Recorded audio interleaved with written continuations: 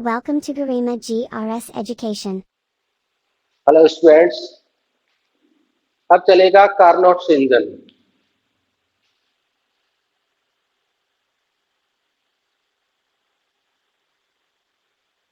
Carnot's engine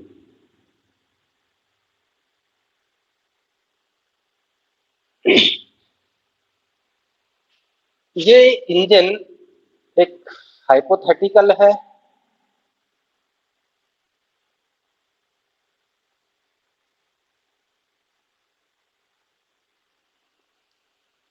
काल्पनिक है मतलब, और ये सैद्धांतिक है। इसको स्टैंडर्ड मान करके जो दूसरे इंजन है उनको कंपेयर किया जाता है और उनके कार्यों की जांच की जाती है। एक आइडियल इंजन है, सिद्धांत है मतलब।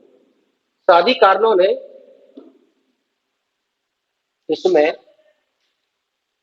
जो पार्ट्स है इसके, एक लिया था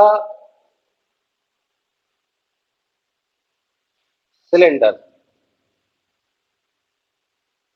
एक सिलेंडर लेते हैं,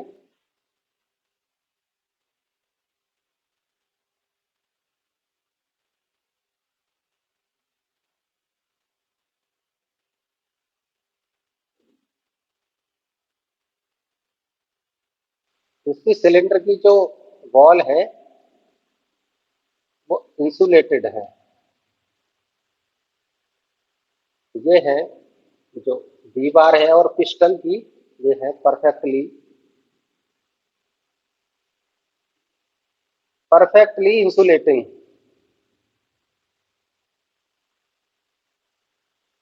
और ये जो बॉटम है ये है परफेक्टली कंडक्टिंग। इसमें क्या है, एक आइडियल गैस भरी हुई है।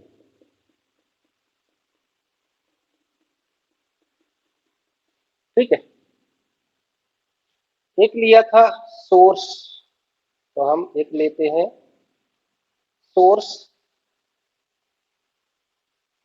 इसका टेम्परेचर है T1 और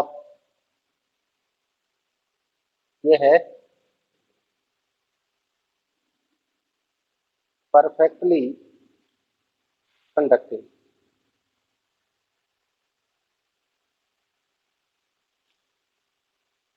ये है, इसका T1 टेम्परेचर है। ये है सिंक, यहाँ लिख लीजिए T1। और इसका टेम्परेचर है T2 और ये भी परफेक्टली कंडक्टिव।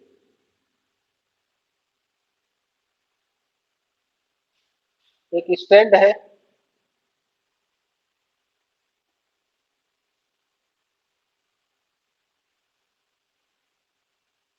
ये है परफेक्टली इंसुलेटिंग।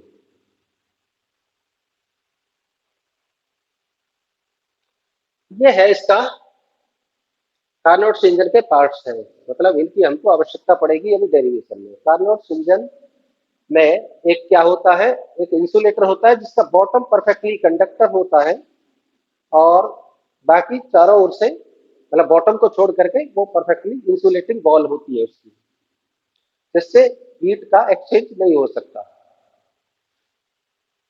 और ये T1 सोर्स और T2 सिंक, ये दोनों परफेक्टली कंडक्टिंग है और आपका स्टैंड परफेक्टली इंसुलेटिंग है। ठीक है। तो अब इसको कैसे करते हैं, ये समझ में आई गया होगा। इसका एक ग्राफ बनाते हैं। तो चलो ग्राफ यही बना देते हैं। ये है P और V। इसमें जो गैस भरी हुई है उसकी इनिशियल पोजीशन T1, V1 और T1 है, थर्मोडायनेमिक वेरिएबल के रेफरेंस में। इसका प्रेशर, अपना प्रेशर P1 है, वॉल्यूम V1 है और टेम्परेचर T1 है स्टार्टिंग में। अब इस सिलेंडर को, ये जो वर्क हो रहा है इसको कहते हैं हम कार्नोट साइकिल, कार्नोट चक्र। कार्नोट चक्र का मतलब है, चक्र क्या होता है, ये चक्र होता है, ये भी चक्र होता है। साइकिल का मतलब होता है जिस पॉइंट से स्टार्ट हुए हैं उसी पॉइंट पर वापस आ जाना, वो एक साइकिल कहलाता है। तो कार्नोट साइकिल में एक्सपेंशन होगा 2 बार, एक्सपेंशन 2 भागों में,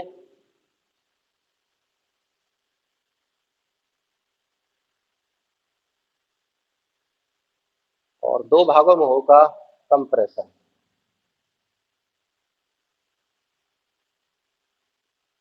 कंप्रेशन हो गया। तो देखिए, पहले फर्स्ट स्टेप में हम इस सिलेंडर को सोर्स T1 पर रखते हैं। अच्छा, T1 एक ऐसा सोर्स है चाहे जिससे कितनी भी ऊष्मा ली जाए लेकिन इसका टेम्परेचर डाउन नहीं होगा। सोर्स का मतलब ये होता है इसका टेम्परेचर डाउन नहीं होना चाहिए, होगा ही नहीं। और ये जो सिंक है, ये एक ऐसी सिंक है कि चाहे जितनी भी ऊष्मा इसको दी जाए इसका टेम्परेचर डाउन नहीं होगा, मतलब इसका टेम्परेचर अप नहीं होगा, बढ़ेगा नहीं इसका टेम्परेचर, क्योंकि इनफाइनाइट हीट कैपेसिटी के ये लेने पड़ेंगे, इनफाइनाइट हीट कैपेसिटी।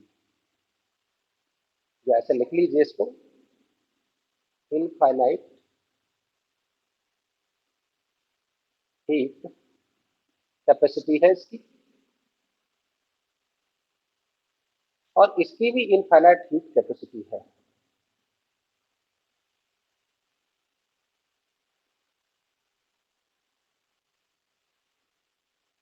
ये है, तो इसके टेम्परेचर पर कोई भी अंतर आने वाला नहीं है। अब फर्स्ट साइकिल में, यानी फर्स्ट साइकिल 4 भागों में बटेगा। तो पहले 1/4 में, यानी कि फर्स्ट स्टेप में हम इसको सोर्स पर रखेंगे।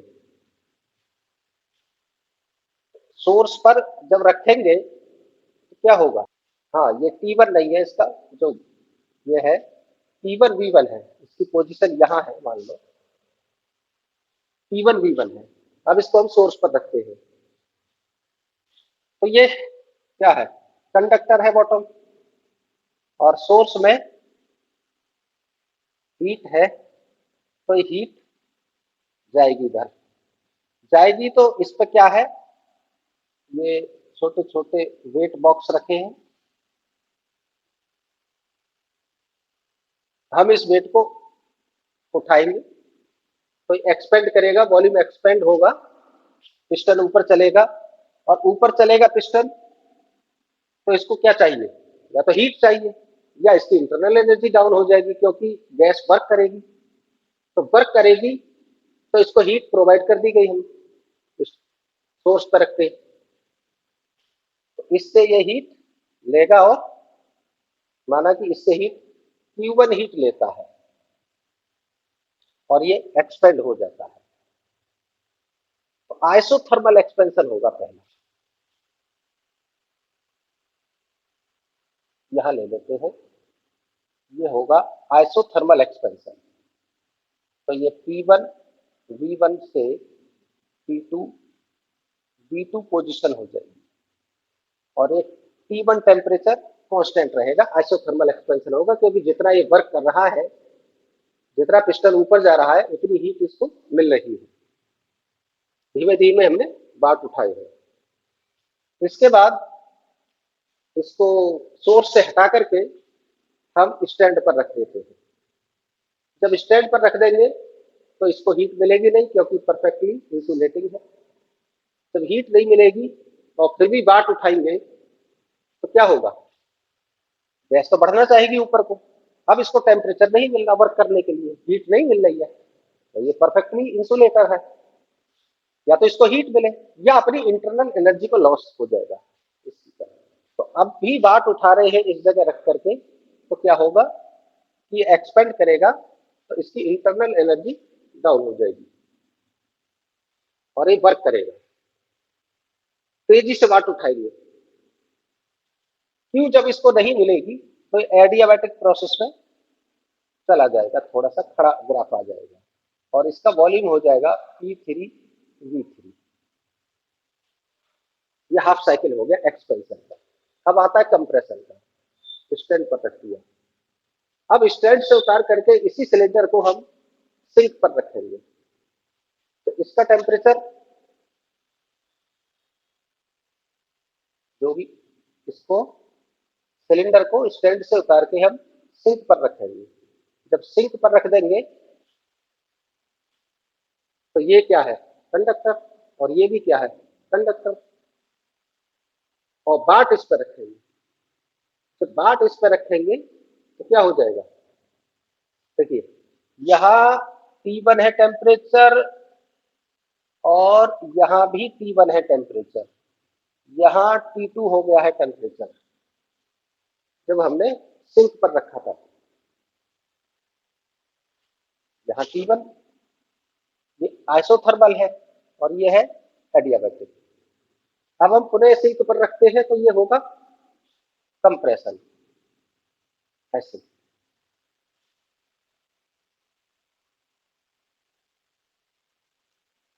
क्योंकि बाट अब हम कंप्रेस करेंगे, इस गैस का वॉल्यूम कंप्रेस करेंगे, क्योंकि साइकिल बनाने के लिए हमें जितना एक्सपेंशन किया था उसी अवस्था में लाने के लिए हमको कंप्रेस भी करना पड़ेगा वॉल्यूम। जब कंप्रेस करेंगे तो इसका इंटरनल एनर्जी बढ़ेगी, और ये इंटरनल एनर्जी बढ़ेगी उससे पहले ही ये सिंक में इसकी हीट चली जाएगी, जो भी हीट प्रोड्यूस होगी। तो ये है आइसोथर्मल, ये है आइसोथर्मल और ये है एडियाबैटिक, एडियाबैटिक, और ये है आइसोथर्मल। टेम्परेचर वही रहेगा क्योंकि जो इसके कंप्रेस करने से जो हीट प्रोड्यूस हुई इसमें वो सिंक में चली गई।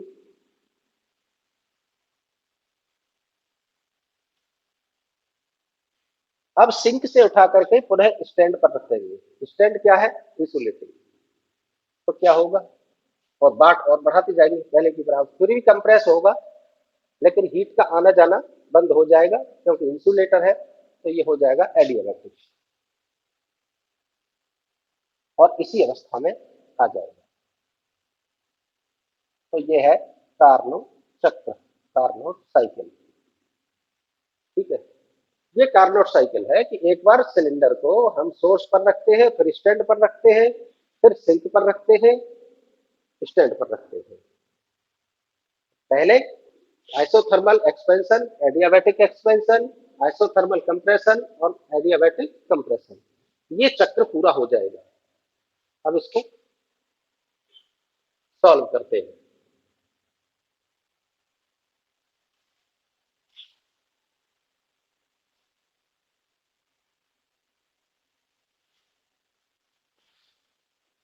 ग्राफ बना लेते हैं दोबारा।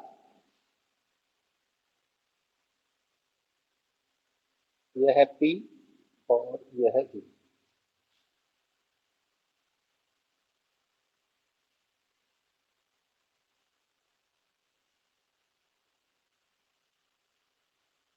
P1 V1 और ये P2 V2, P3 V3 और ये P4 V4।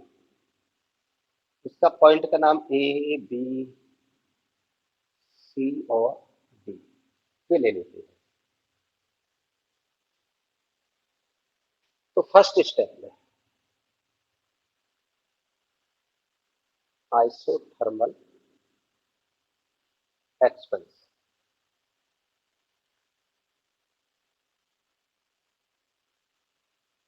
आइसोथर्मल यानी समतापीय, टेम्परेचर समान रहेगा। ये T1 टेम्परेचर है, ये T1 टेम्परेचर और हीट इसने ली मान लो यहाँ Q1, और एडियाबैटिक है ये टेम्परेचर है T2 और यहाँ हीट Q2 इसमें लूज करी। ठीक है, आइसोथर्मल में क्या होता है, समतापीय में, ये गैस कौन सी थी सिलेंडर में, ये सिलेंडर है, वही वाला सिलेंडर है, ये इंसुलेटिंग वॉल है और ये कंडक्टर है, इसमें थी आइडियल गैस, और आइडियल गैस का टेम्परेचर समान रहा, और आइडियल गैस की जो इंटरनल एनर्जी है वो पूरी तरह डिपेंड करती है टेम्परेचर पर, पूरी तरह टेम्परेचर पर डिपेंड करती है। जब ये समान है तो ये भी समान रहेगा इंटरनल एनर्जी, इसका मतलब है कि delta U is equal to zero. तो लगाइए first law, delta Q is equal to delta U plus delta W. Delta Q क्या है, Q one is equal to U zero है, प्लस डेल्टा डब्ल्यू है डब्ल्यू वन। हम इसमें W one इसने work किया इस प्रोसेस में, इसमें डब्ल्यू टू और इसमें डब्ल्यू थ्री और इसमें डब्ल्यू फोर, ये वर्क किया, ये मान के चलते हैं, ठीक है। तो Q one is equal to हो जाएगा डब्ल्यू वन, और आइसोथर्मल एक्सपेंशन में जो वर्क होता है वो क्या होता है, म्यू आर टी कितना है, T one log with base E V two upon V one, इतना वर्क हुआ, final volume upon initial volume, ये क्यू वन और डब्ल्यू वन है। अब second process, adiabatic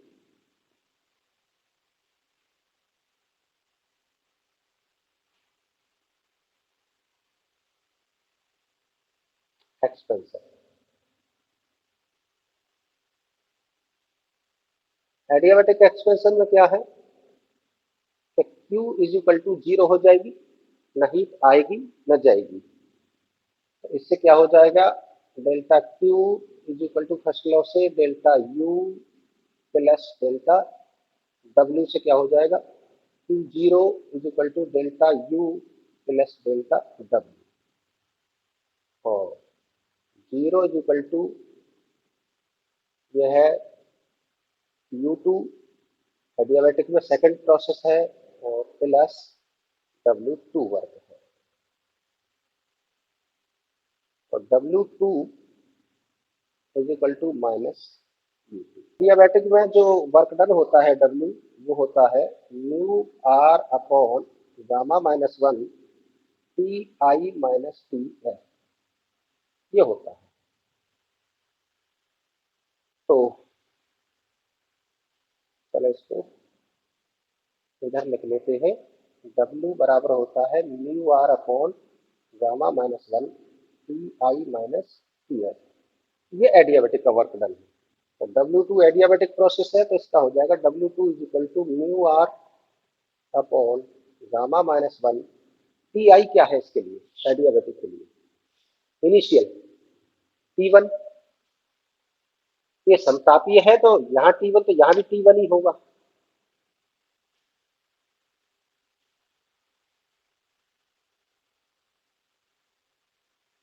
T I T1 minus T F कितना है T2,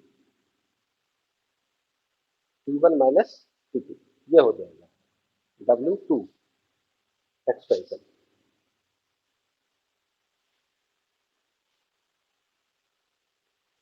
third cycle, third part,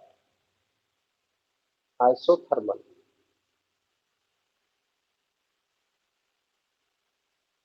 compression.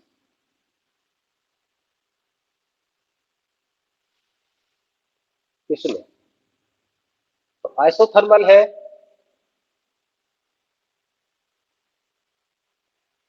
Isothermal में क्या होता है, delta U zero,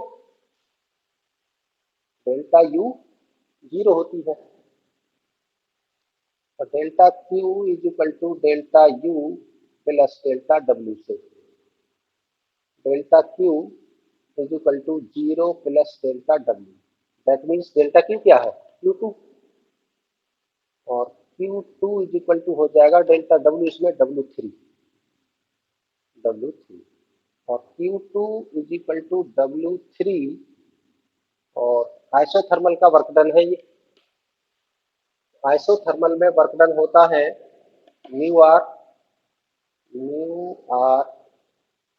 T2 log T V2 upon V1। इसके लिए V4 अपॉन V3 ये हो जाएगा। ये W3 है। अब है फोर्थ एडियाबैटिक कंप्रेशन।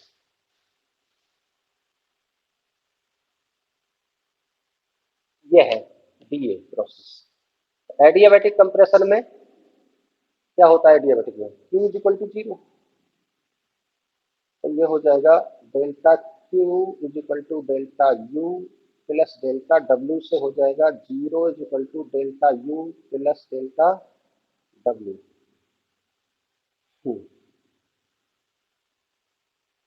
और ये हो जाएगा delta W4 is equal to U4। यहाँ U2 ली थी और ये U3 0 है। आइसोथर्मल में क्या है? U 0 है, तो यहाँ भी U1 is equal to 0, U2 is equal to 0, ये U3।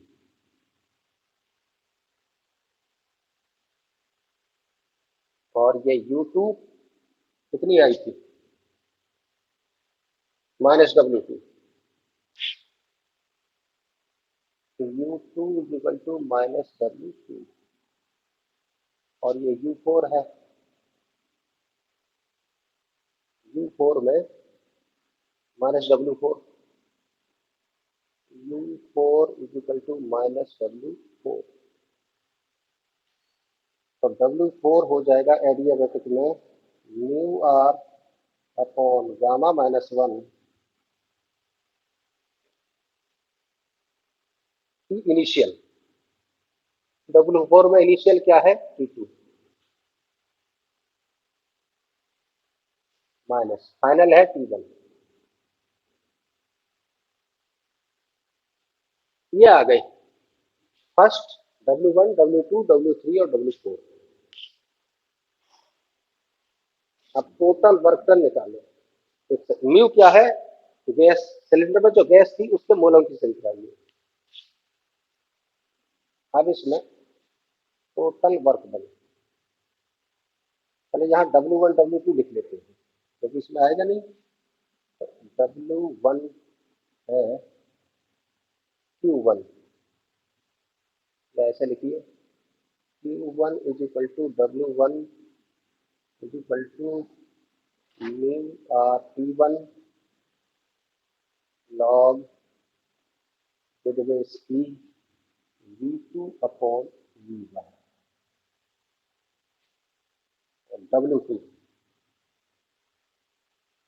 W2 है mu R upon gamma -1 T1 T2। W3 है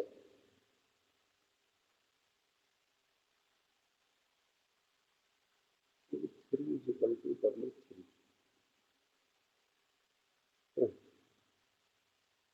Q2 is equal to W3 बराबर mu R T2 log V4 upon V3। और W4 है mu R upon gamma -1 T2 T1। इतना आ गया।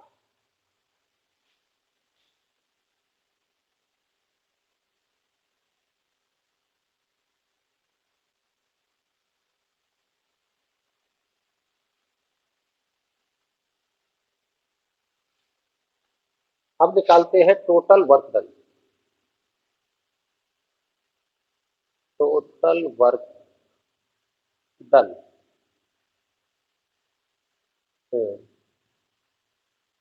One cycle. तो W is equal to हो जाएगा W1 plus W2 plus W3 plus W4। ये हो जाएगा। तो निकालिए W1 कितना है, mu R T1 log T V2 upon V1 plus mu R upon gamma minus 1 T1 minus T2 plus W3 plus mu R T2 log V4 upon V3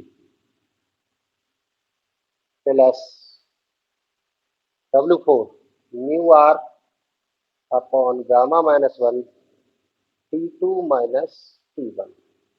ये हो जाएगा। अब इसको करते हैं mu R T1 log E, ये भी E है, V2 upon V1 plus mu R upon gamma minus 1 T1 minus T2 और माइनस इसको V3 अपॉन V4 कर लेते हैं। देखिए V3 अपॉन V4, क्योंकि यहां हो रहा है कॉन्ट्रैक्शन वॉल्यूम में, कॉन्ट्रैक्शन मतलब कंप्रेशन हो रहा है, तो V3 अपॉन V4 करेंगे। म्यू आर T2, वैसे भी ये सिस्टम पर वर्क हो रहा है, कंप्रेस हो रहा है, T2 log E V3 upon V4 और इसको भी माइनस कॉमन ले लेंगे, mu R upon gamma minus 1 और T1 माइनस T2। यह है ना T2 माइनस T1, तो इसको T1 माइनस T2 कर लिया, सेम है, ये सेम हो जाएंगे।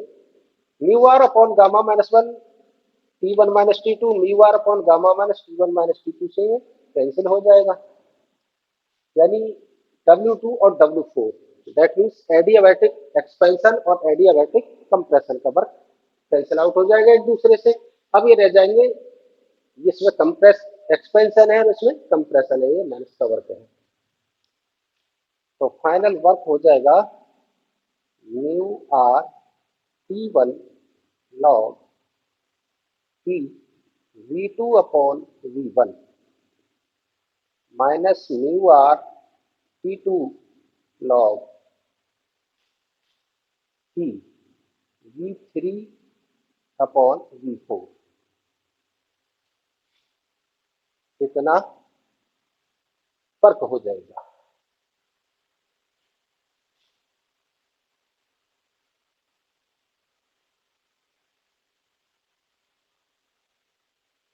इतना वर्क हो जाएगा।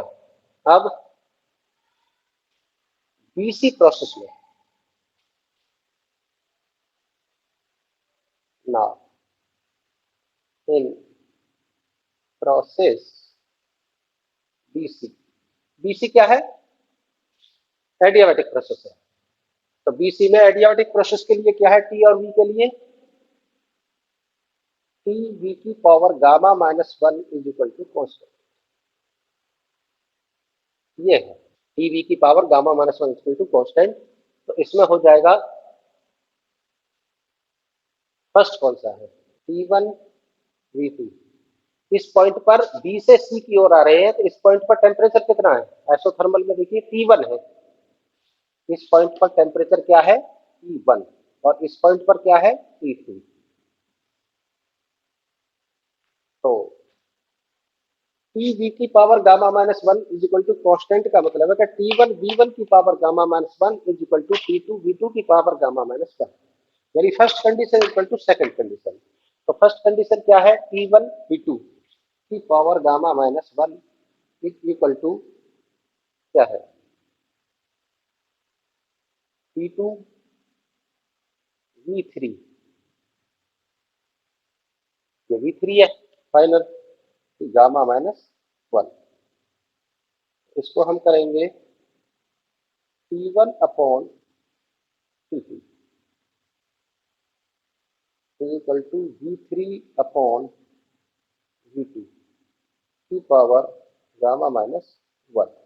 एक तो कंडीशन ये हो गई, इसको फर्स्ट मान लीजिए, इसको सेकंड मान लीजिए। नाउ इन प्रोसेस TA, जो भी एडियाबैटिक है तो इसके लिए भी होगा TV की power gamma minus 1 is equal to constant, और ये हो जाएगा, इसका T1 कितना है, T2 V4 की power gamma minus 1 is equal to, यहाँ T1 हो जाएगा, ये टेम्परेचर T1 है ना इसका, और इसका भी T2 है, क्योंकि ये तो ग्राफ आइसोथर्मल है, या पॉइंट पर T1 है, तो T2 V की power 4 gamma minus 1 is equal to T1 V1 की पावर, ये V1 हो जाएगा वॉल्यूम फिर से गामा माइनस 1, तो V4 अपॉन V1, ये V1 इधर आ जाएगा और होल पावर हो जाएगी gamma minus 1 is equal to T1 minus T2। अब यह थर्ड,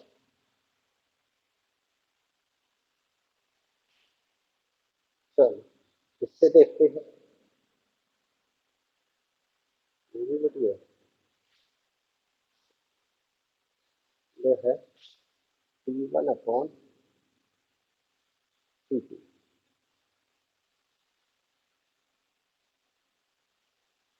इसको यहाँ लिख लेते हैं, V4 V3 अपॉन V2 की power gamma minus 1 is equal to T1 upon T2। ये सेकंड इक्वेशन है।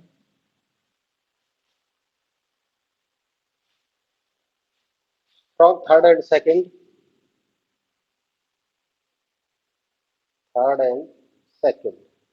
ये दोनों बराबर हो जाएंगे,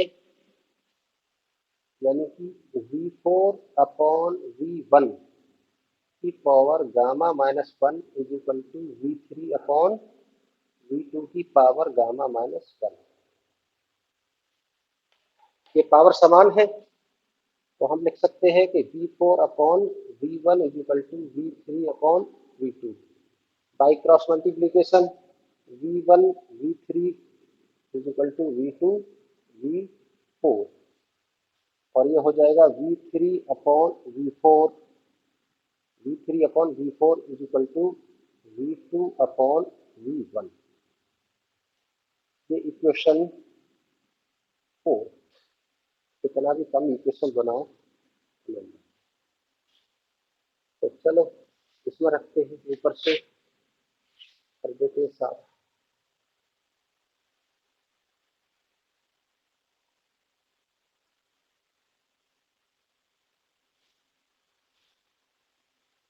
इसमें रख देंगे फर्स्ट में, फोर्थ से, तो W हो जाएगा म्यू आर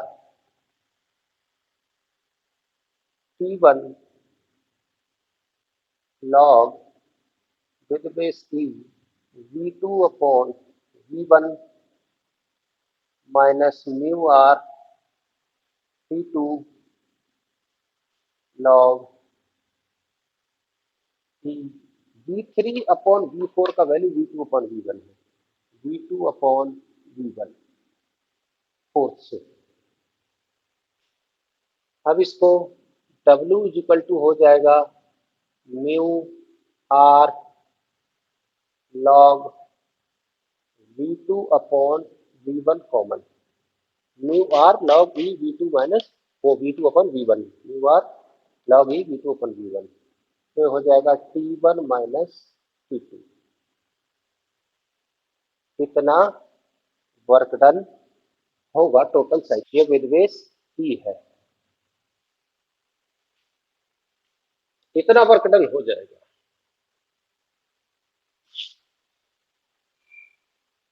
अब इसकी एफिशिएंसी है,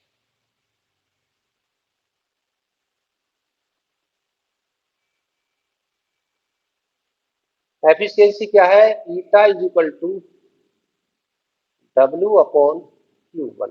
डब्ल्यू क्या है, Q one minus Q two upon Q one, और ईटा हो जाएगा, क्यू वन है, one minus Q two upon Q one. ये है एफिशिएंसी। तो इस कार्नोट इंजन की एफिशिएंसी हो जाएगी eta is equal to one minus Q two, और क्यू वन के मान रखें। क्यू टू क्या है, क्यू वन ये है और क्यू टू ये है। क्यू वन क्या है, डब्ल्यू वन। क्यू टू क्या है, W three upon Q one, W one. तो eta is equal to one minus W three है mu R T, mu R T two log T V two upon V one upon mu R T one log T V two upon V one. Mu R से mu R cancel और इससे ये cancel, तो eta हो जाएगा one minus T two upon T one, ये temperature. अर्थात इसको हम बोल सकते हैं eta is equal to one minus Q two upon Q one is equal to one minus T two upon T one. ये एफिशिएंसी है इंजन की। अब इसके लिए देखिए, अब इसकी जो सेकंड लॉ कहता है कि संपूर्ण ऊष्मा को कार्य में नहीं बदला जा सकता, तो यही देख लीजिए इसका क्या है, one minus T two upon T one. अब ये टी वन क्या है, greater than, T one is greater than T two, तो ये एक से कम आएगा, एक से कम आएगा तो एक में से कुछ लेस होगा, तो कुछ लेस होगा तो जो एफिशिएंसी है वो इज लेस देन वन रहेगी। If T one is equal to T two हो गया, यानी सोर्स का टेम्परेचर और सिंक का टेम्परेचर अगर बराबर हो जाए तो हीट फ्लो ही नहीं करेगी। देखो, अगर टी वन टी टू को बराबर रखते हैं तो क्या होता है, ईटा कितना आता है, ये बराबर हो जाएंगे तो वन माइनस वन जीरो आ जाएगा, यानी एफिशिएंसी जीरो, अर्थात इंजन कार्य ही नहीं करेगा। तो टी वन को ग्रेटर रखेंगे और टी टू को कम से कम रखेंगे तो हमारा एफिशिएंसी बढ़ सकती है और बढ़ जाएगी। ठीक है, ये था कार्नोट इंजन। ठीक, समझ में आया होगा। और Thank you.